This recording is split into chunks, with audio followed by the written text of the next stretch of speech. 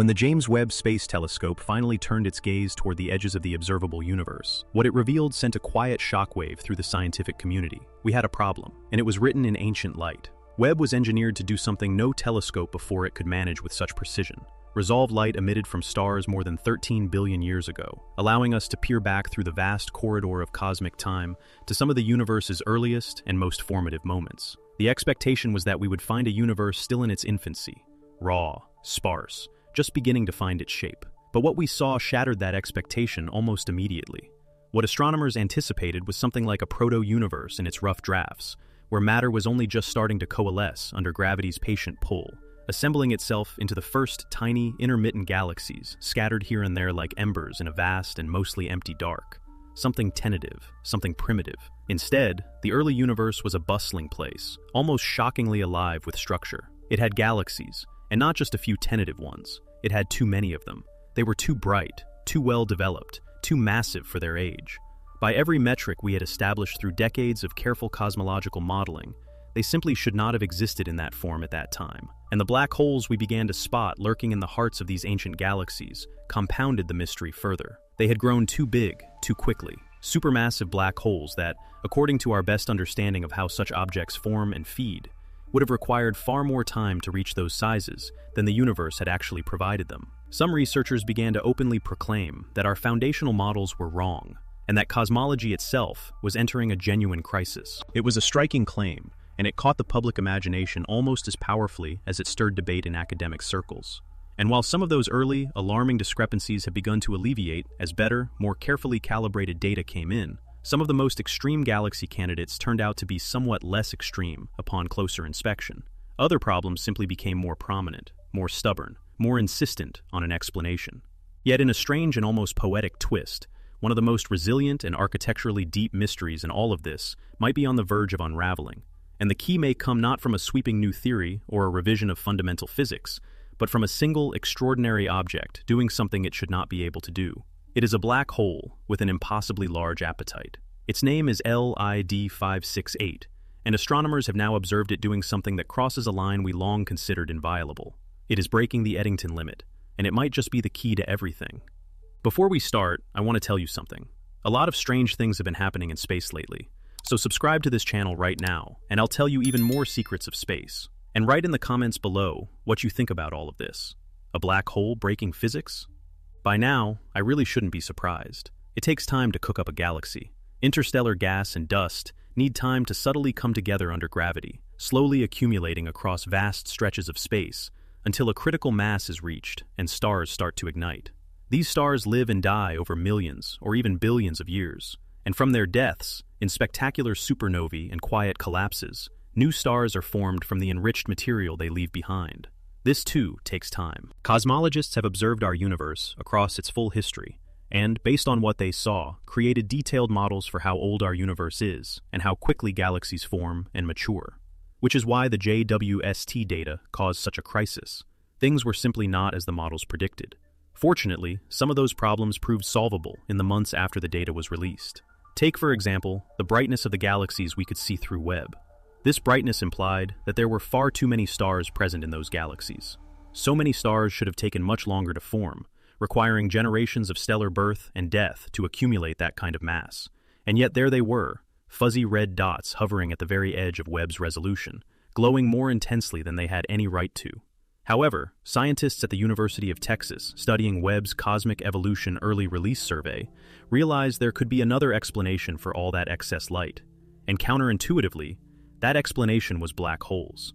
If we work under the assumption that there were massive black holes sitting at the hearts of these galaxies, rapidly consuming the surrounding cosmic gas, then the intense friction generated by these hungry leviathans as they fed created an enormous excess of light in their accretion disks, those swirling halos of superheated material spiraling inward toward the point of no return. This explains why the galaxies overall seem so much brighter than expected, and were throwing off our estimates of their stellar populations. Once you account for those shining black holes contributing to the total luminosity, you simply don't need so many stars to explain the numbers. The inferred mass of each problematic galaxy dropped significantly, and everything fell back into line with the cosmological model. Problem solved. That resolution reinforced just how important black holes are to our understanding of the early universe. which was, in and of itself, a problem, because the black holes themselves broke our models too. In particular, cosmologists struggled with the thorny question of how these black holes had come to exist in the first place. For small black holes, known as stellar black holes, there was no issue. Stellar black holes have masses ranging from a few to around 100 times that of our Sun, and we understand very well how they are formed. They are the dense, collapsed remnants of a sufficiently massive star whose core can no longer support itself against gravity, and there would certainly have been enough time for such black holes to form in the early universe, given that the first generation of stars ignited relatively soon after the Big Bang. But scientists were struggling with the supermassive black holes, with masses tens of thousands to billions of times that of our Sun, which tend to lurk at the central point of galaxies.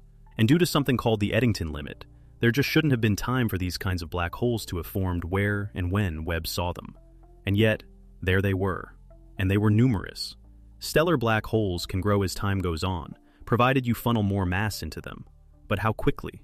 In 1920, an English astronomer and physicist called Arthur Eddington formulated the idea that there was a fundamental limit to how quickly either a star or a black hole could grow. This wasn't an arbitrary rule. It emerged from something surprisingly delicate: the fact that photons carry momentum. A tiny amount, true, but enough to exert a measurable push on the material around them.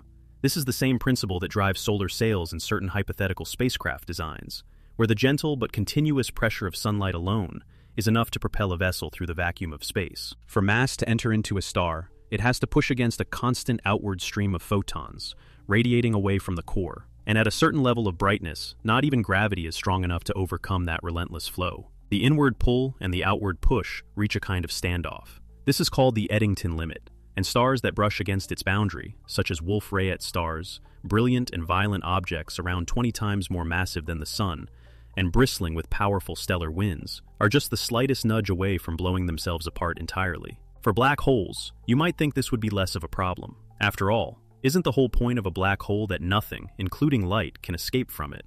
But their accretion disks tell a very different story. As matter spirals inward toward a black hole, it doesn't fall in cleanly and quietly.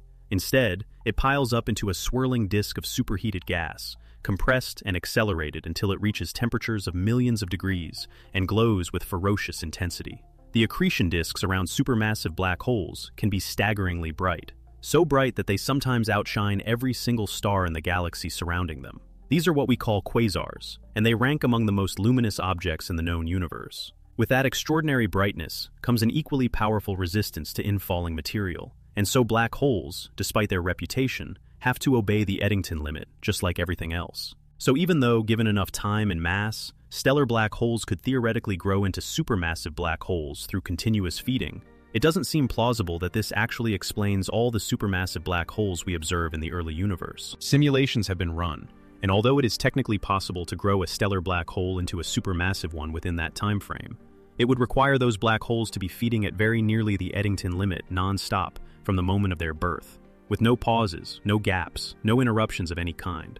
And that simply isn't how black holes behave in practice. In the real universe, black holes frequently exhaust the reservoir of nearby mass and are forced to wait, sometimes for enormous stretches of cosmic time, until more material drifts close enough to be consumed. The math, in other words, just doesn't work out neatly enough to explain what Webb was finding out there in the deep, early universe. To further complicate the matter, we're not completely sure that supermassive black holes are the grown-up version of stellar black holes in the first place. Although it seems like common sense to assume so, scientists have been genuinely puzzled by the conspicuous absence of intermediate mass black holes observable in our universe. To be frank, they haven't convincingly cited any, at least none confirmed beyond reasonable doubt. Supermassive black holes are common at the centers of galaxies, and there are thought to be around 100 million stellar black holes in our Milky Way alone, based on the number we've been able to detect and extrapolate from. But intermediate black holes, the objects that should theoretically exist somewhere between a few hundred and a few 100,000 solar masses, are suspiciously lacking, with only a small handful of potential candidates ever identified. You would think, if black holes grow steadily over cosmic time, that we'd see far more of them scattered across the universe at various stages of development. Struggling for certainty, scientists began to hypothesize that supermassive black holes were instead born in some entirely different way. Many cosmologists have been exploring the idea that because everything was much closer together in the early universe, conditions might have been dense enough that interstellar gas and dust clouds could conceivably have collapsed under their own gravity to form a black hole directly, bypassing the star-forming step altogether. This would mean no stellar life cycle, no supernova, no gradual feeding over billions of years. Just a sudden, dramatic collapse, straight into a massive object. If this is true, and there is some evidence beginning to support the theory, then perhaps supermassive black holes were once capable of simply being born at that scale, or close to it, right from the very beginning, even if such extreme conditions no longer exist in our more spread out, cooler, and far less dense universe today. But this remains by no means certain, and the debate continues to simmer. Data was starting to suggest that black holes forming directly from collapsing interstellar clouds might be the answer scientists were looking for. The evidence was building, the theory was gaining traction, and it seemed like the field might be converging on an explanation. Then, LID 568 came onto the scene, and the pendulum swung the other way again. LID 568 is a remarkably distant black hole, sitting somewhere between 12.1 and 12.3 billion light-years away from us. To put that in perspective, we're seeing it as it existed when the universe was less than 2 billion years old, a cosmic infant, still figuring out its own structure. It's so extraordinarily far away that we can't observe it at all using visible light.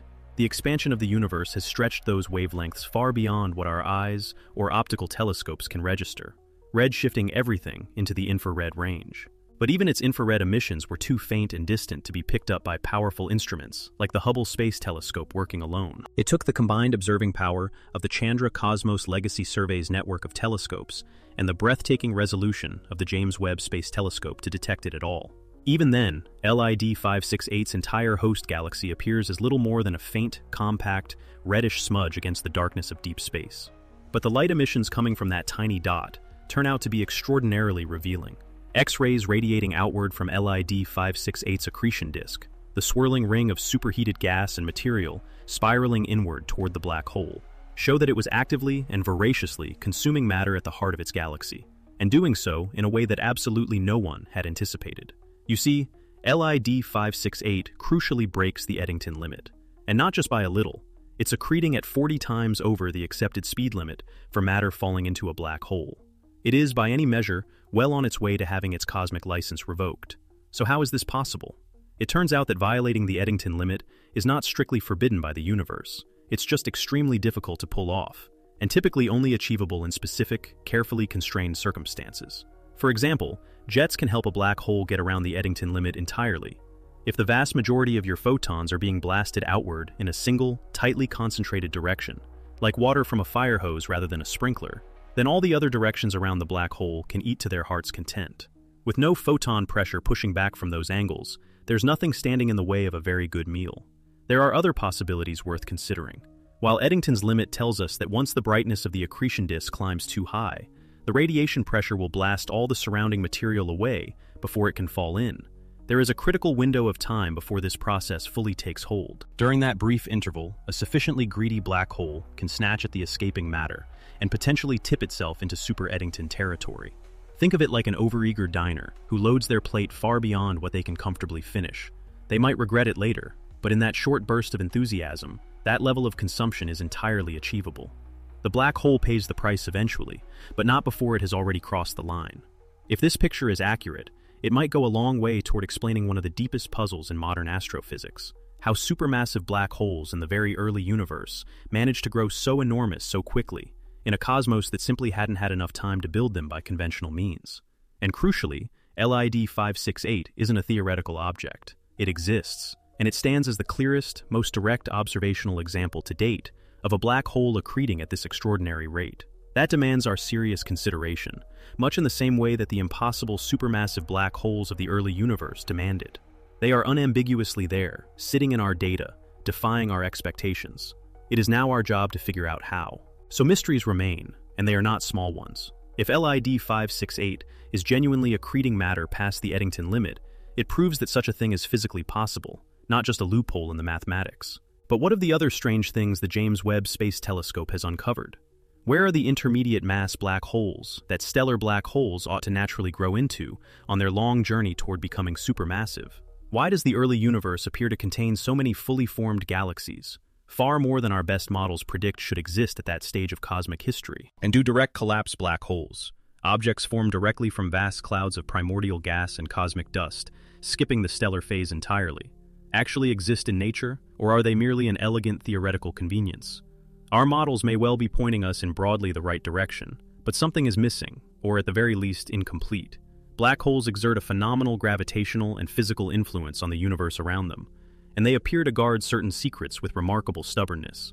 As powerful and transformative as the James Webb Space Telescope has proven to be, expanding our view of the cosmos in ways that would have seemed extraordinary even a decade ago, it has not yet allowed us to fully crack this mystery. Not yet. But then, perhaps we ought to be pacing ourselves.